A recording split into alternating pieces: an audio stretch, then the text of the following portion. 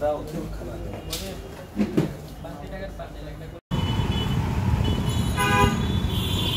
Guys, আসসালামু আলাইকুম। Ruby kitchen হাউসে আপনাদের সবাইকে স্বাগতম। আবার নতুন একটা ভিডিও নিয়ে আপনাদের মাঝে হাজির হলাম।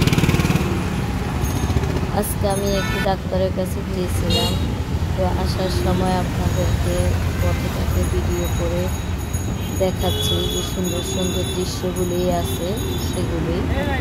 আমি যে ভিডিওগুলি আপনাদেরকে দেখাচ্ছি বা যে জায়গাটা দেখাচ্ছি, আমার ভিডিওতে কমেন্ট করে জানাবেন এটা কোন শহরের কোন জায়গা, দেখি আপনারা কারা কারা চিনেন এই জায়গাটা।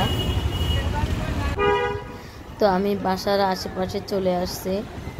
তো এখান দিয়ে একটা ইংলিশ মিডিয়াম স্কুল আছে। তো ওরা সকালবেলা যখন বাচ্চাদের ছুটি হয় তখন কিন্তু এখানে সারিবদ্ধভাবে অনেক গাড়ি থাকে। তো আমি যাওয়ার সময় কিন্তু গাড়ির জন্য এখান দিয়ে যেতে পারছিলাম না।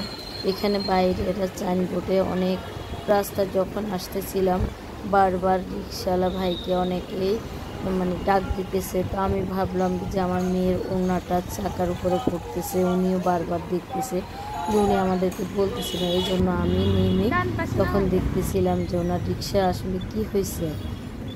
উনি নামার পর যে কথাটা বললো আমার পুরো মাথার মধ্যে বাজ পড়ে গেল। আজকে যদি কোনো অ্যাক্সিডেন্ট হয় বা আমার পরে কেউ উঠলে যদি অ্যাক্সিডেন্ট হয়, উনি এটাকে এত স্বাভাবিকভাবে নিয়েছিলেন। হ্যাঁ, আল্লাহ আপনি এত রিক্স নিয়ে চালাইছেন। তো আমি বাসায় চলে আসলাম।